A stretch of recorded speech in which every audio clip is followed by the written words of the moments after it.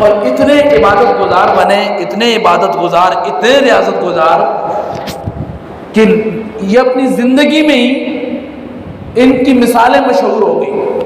لوگ اپنی زندگی میں ضرب المثل بن گئے.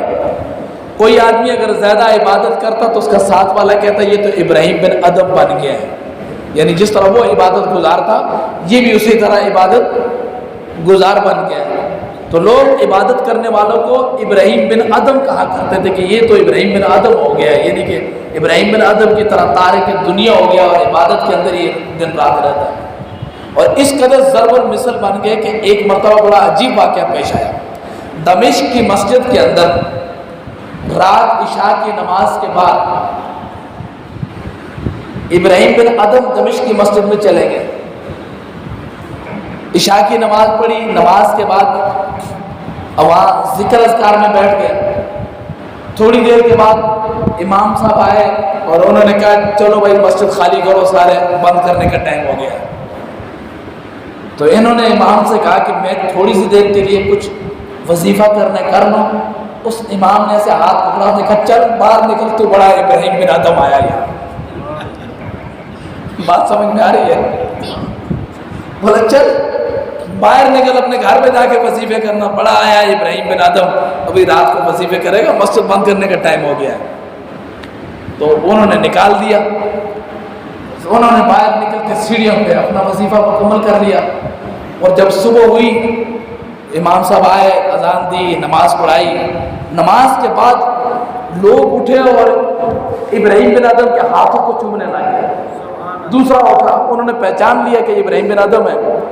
ایک آیا ہاتھ چومے، دوسرا آیا ہاتھ چومے، تیسرا آیا. امام صاحب نے پوچھا یہ کون ہے؟ تو لوگوں نے کہا یہ تو ابراہیم بن ادم ہے. اس نے کہا میں کیا کر بیٹھا، میں تو رات کو ہی نہیں ان کے بازو سے پکڑا اور میں نے کہا چل باہر نکل، تو بڑا ابراہیم بن ادم آیا. یعنی اتنی ضرب المثل ہو چکے تھے یہ. ایک مرتبہ یہ جب بادشاہ چھوڑ دی نا، تو یاد رکھیں ولایت کے سفر میں رزق حلال بہت اہمیت رکھتا ہے. جس بندے کے پاس رزق حلال نہیں ہے نا، وہ ولایت کا دعویٰ اس کا جھوٹا ہے. یعنی ولایت کے اندر جس طرح انسانی زندگی کے لیے سانس ضروری ہے نا، ولی کے لیے رزق حلال ضروری ہے. تو کسب حلال. اب یہ جب بادشاہ تو چھوڑ دی، اب رزق حلال کی تلاش میں تو جہاں جاتے کوئی نوکری کرنے کے لیے، کوئی کاروبار کرنے کے لیے، روزگار کرنے کے لیے، تو لوگ پہچان جاتے ہیں. وہ کہتے نہیں ہم آپ سے نوکری نہیں کروائیں گے، ہم آپ کو ویسے ہی دیں گے.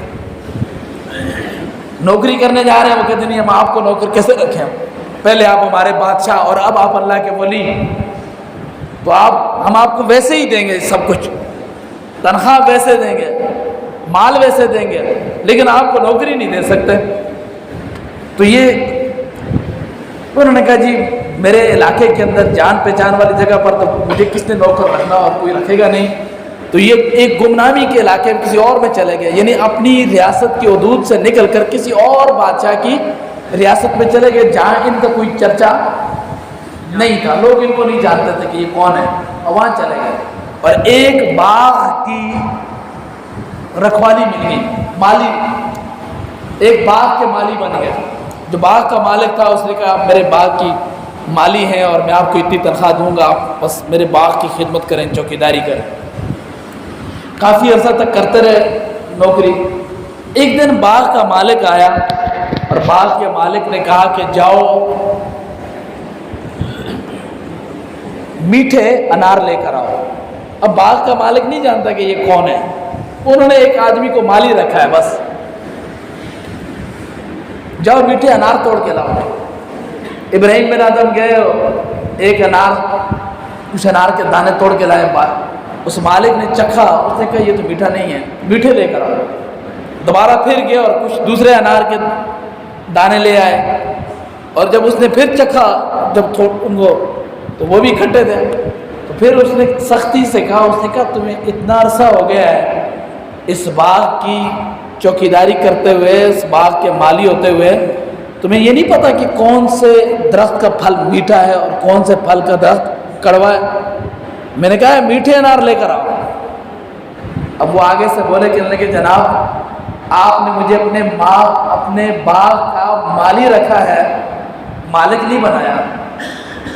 میں آپ کے باغ کی چوکیداری کرتا ہوں، اس کی خدمت کرتا ہوں، میں نے کبھی آپ کے پھلوں کو نہیں چکھا، کھایا کہ کون سا پھل میٹھا ہے اور کون سا پھل کڑوا ہے، کھٹا ہے میٹھا ہے۔ میں نے آپ کے درخت کے پھلوں کو نہیں چکھا۔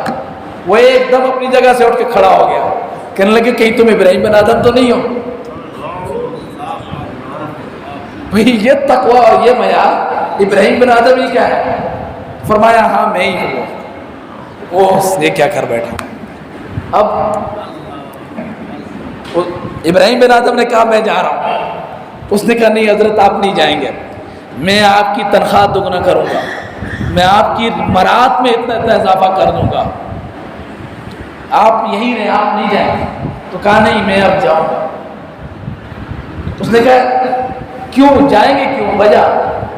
انہوں نے کہا آپ میں جانا ہی جانا ہے بھائی، کیا تم میری تنخواہ دگنا کر کے ابراہیم بن آدم کے سجدوں کی قیمت دو گے، اس کی تقویٰ کی قیمت ادا کرو گے؟ نہیں، یہ تو میں نے اپنے رب سے لینا ہے۔ یعنی کہ اب وہ اس بات پر اب کیوں جا رہے تھے؟ جا اس لیے رہے تھے کہ اب اس مالک کو پتہ چل گیا کہ یہ ابراہیم بن آدم ہے اور یہ ان کو زیادہ پیسے دے گا، تنخواہ بڑھا دے گا، رعایت کرے گا، اور رعایت اس وجہ سے کہ یہ نیک آدمی ہے۔ کہا مجھے یہ رعایت بھی نہیں چاہیے، اس کا صلہ بھی میں اپنے رب سے لوں گا۔ تو یہ اپنے سہولتوں میں، آسائشوں میں جو مراد لیتے ہیں، بڑے بڑے آج کل لوگ بجلی کے بلوں کی وجہ سے پریشان ہیں۔ ہماری اشرافیہ کو 200 لیٹر پٹرول فری، 300 400 ہزاروں کے حساب سے یونٹ فری، پاکستان کے منصبوں پر فیصلہ کرنے والے جج 10 لاکھ پینشن، 300 لیٹر 400 یونٹ، اتنے فری ہیں۔ تو کہا نہیں یہ فری والا کھاتا اللہ والوں کے ہاں نہیں ہے۔ وہ چلے گئے، بس چھوڑ دیا۔